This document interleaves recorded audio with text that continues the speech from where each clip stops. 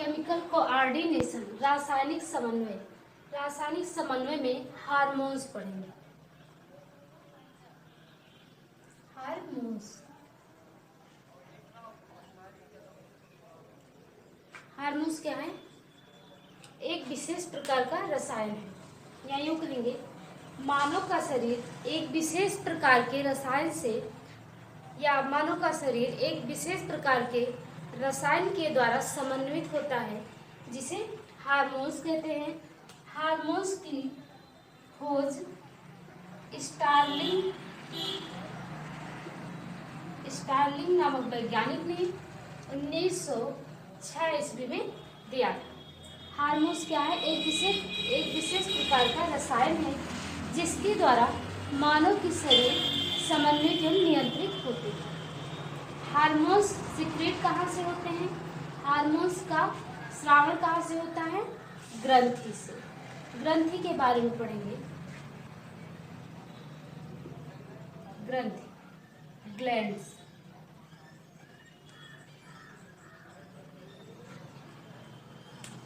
ग्रंथि के बारे में पढ़ेंगे। ग्रंथि क्या है? शरीर की उपापचयी क्रियाओं के लिए आवश्यक पदार्थों का स्रावण एक विशेष प्रकार की ग्रंथि युक्त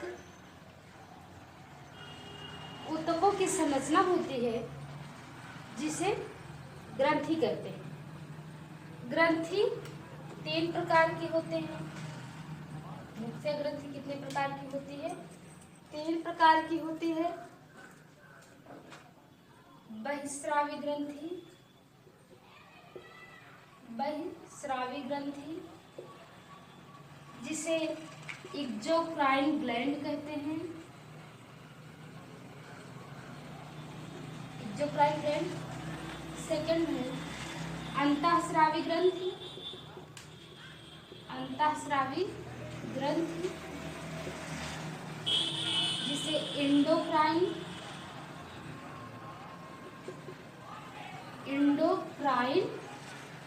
ग्लैंड कहते हैं। ग्रंथियां 3 प्रकार की होती हैं। बहिस्रावी ग्रंथि एक्सोक्राइन ग्लैंड, अंतःस्रावी ग्रंथि एंडोक्राइन ग्लैंड, थर्ड जो है, तीसरी जो है मिश्रित ग्रंथि। मिश्रित ग्रंथि जिसे मिक्स्ड ग्लैंड कहते हैं। Mixed gland. बहिस्रावी ग्रंथि के बारे में पढ़ते हैं, देखते हैं क्या है बहिस्रावी ग्रंथि। एक्सोक्राइन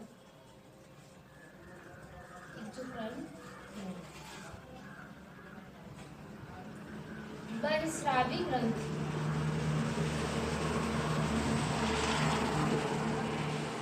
बहिस्रावी ग्रंथियां वह ग्रंथियां होती हैं, या यूं कहिए नलिका युक्त ग्रंथि। नलिका युक्त ग्रंथि होती है जिनसे एंजाइम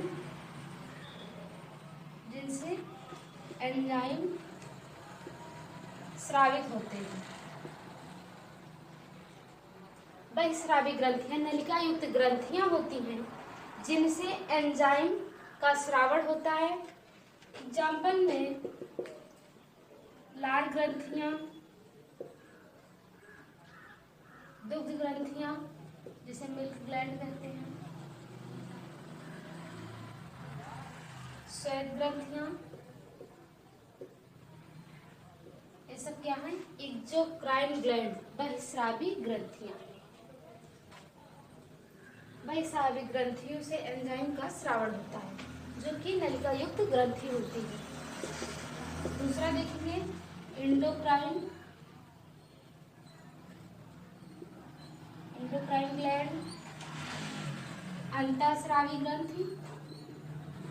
अंतःस्रावी ग्रंथि ये नलिका विहीन ग्रंथि होती है। अंतःस्रावी ग्रंथियां नलिका विहीन ग्रंथि होती है जिनसे हार्मोन्स का स्रावण होता है, जिनसे हार्मोन्स का स्रावन होता है। हार्मोन्स रक्त के द्वारा पूरे शरीर में ट्रैवल करते हैं, ब्लड के द्वारा ट्रैवल करते हैं, रक्त के द्वारा पूरे शरीर में एक स्थान से दूसरे स्थान तक पहुंचते हैं। अंतःस्रावी ग्रंथियां नलिका विहीन ग्रंथि होती हैं, इसमें डक्ट नहीं पाई जाती है, इनसे हार्मोन्स का स्रावन होता है। हार्मोन्स जो है रक्त के साथ पूरे शरीर में ट्रैवल करता है, ब्लड के साथ पूरे शरीर में स्पेसिफिक साइट तक ट्रैवल करता है। अब देखते हैं मिक्स्ड ग्लैंड।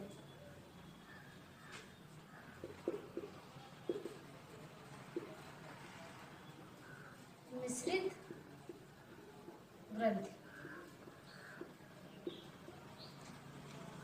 मिश्रित ग्रंथियां व ग्रंथियां होती हैं जिनका एक भाग अंतःस्रावी और दूसरा बहिःस्रावी होता है। इस प्रकार की ग्रंथियां मिश्रित ग्रंथियां कहलाती हैं। एग्जाम्पल में आप ले लेंगे पैंक्रियाज। पैंक्रियाज क्या है? मिश्रित ग्रंथि है, मिक्स्ड ग्लैंड है। इससे हार्मोन्स का स्रावन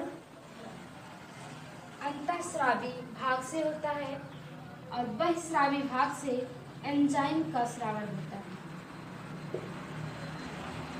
जैसे हार्मोन्स कौन से निकलते हैं? Insulin, glucagon. एंजाइम क्या है? पेप्सिन है, लाइपेज है। ये सब एंजाइम पैंक्रियाज के बहिःस्रावी भाग से स्रावित होते हैं।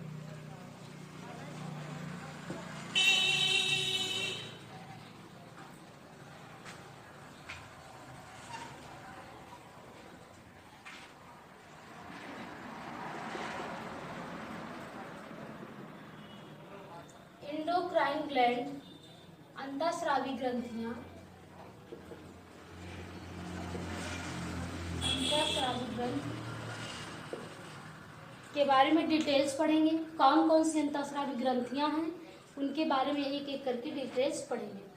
अंतःस्रावी ग्रंथियां सभी कशेरुकीय प्राणी में पाई जाती हैं।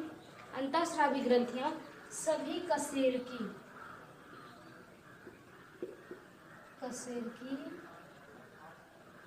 प्राणी में पाई जाती है। कशेरुकी मतलब कार्डेट में, वर्टिब्रेट में, जो वर्टिब्रेट होते हैं, जिसमें वर्टिब्रल कॉलम पाया जाता है उसे कशेरुकीय प्राणी कहते हैं। कशेरुकदंड जिसमें पाया जाता है उसे कशेरुकीय प्राणी कहते हैं, कशेरुकीय जंतु कहते हैं। तो इस प्रकार के जंतुओं में अंतःस्रावी ग्रंथियां पाई जाती हैं। अंतःस्रावी ग्रंथियां कौन कौन सी हैं इसके बारे में देखिए।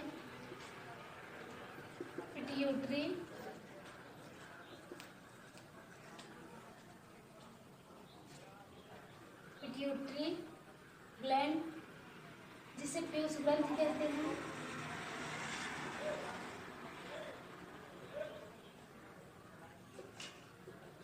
थायराइड ग्लैंड,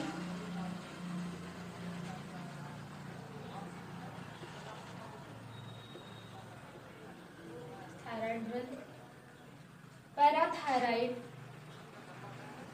ये सब क्या है? अंतःस्रावी ग्रंथियां। Parathyroid, thyroid, pituitary, adrenal gland, ETC, ये सब क्या है? अंतःस्रावी ग्रंथियां हैं। अब हम पढ़ेंगे पिट्यूटरी ग्लैंड, पीयूष ग्रंथि के बारे में।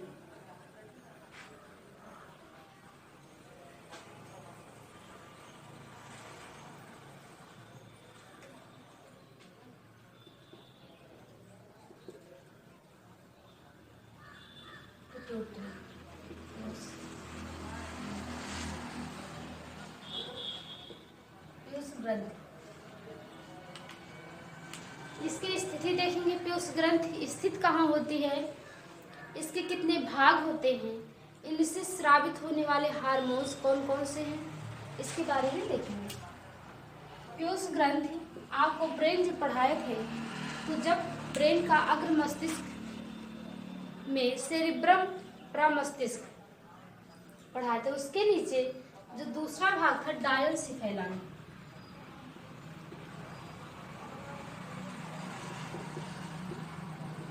डायनसिफेलान। डायनसिफेलान ब्रेन में आप पढ़े थे।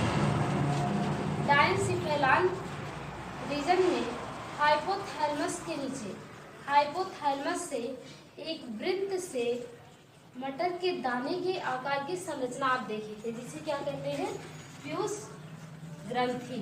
नाम दिए थे पीयूष ग्रंथि। मटर के दाने के आकार की होती है। हाइपोथैलेमस से एक वृत्त जैसी संरचना जिसे इन्फंडेबुलम कहते हैं।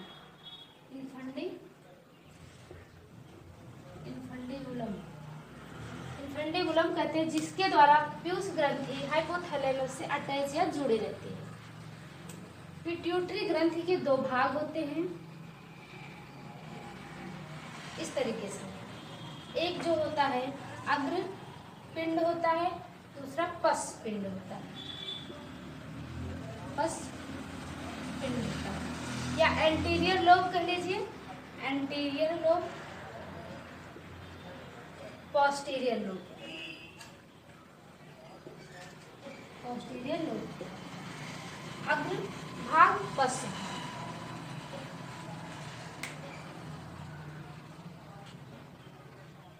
पीयूष ग्रंथि के अग्रभाग से हार्मोन्स जो स्रावित होते हैं, स्रावित होने वाले जो हार्मोन्स हैं वो कौन कौन से हैं?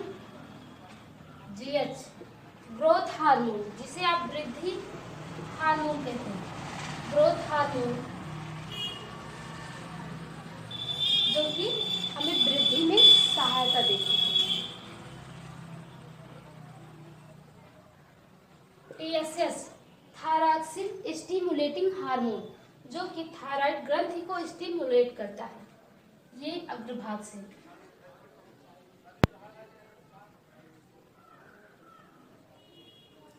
प्रोलैक्टिन, प्रोलैक्टिन गोनेडोट्रोपिक हार्मोन है। ये सब पीयूष ग्रंथि के अग्र भाग एंटीरियर लोब से स्रावित होते हैं। पश्च लोब, जिसे पोस्टीरियर लोब कहते हैं, पश्च भाग से क्या कौन सा हार्मोन स्रावित होता है? ऑक्सीटोसिन। ऑक्सीटोसिन एंटीडायरेटिक, एंटीडायरेटिक हार्मोन, जो कि यूरिन के कंसंट्रेशन को रेगुलेट करता है, एंटीडायरेटिक हार्मोन। ऑक्सीटोसिन जो है मिल्क इजेक्शन में हेल्प करता है। ये दो तरह के जो हार्मोन्स होते हैं वो पीयूष ग्रंथि के पश्च भाग से स्रावित होते हैं।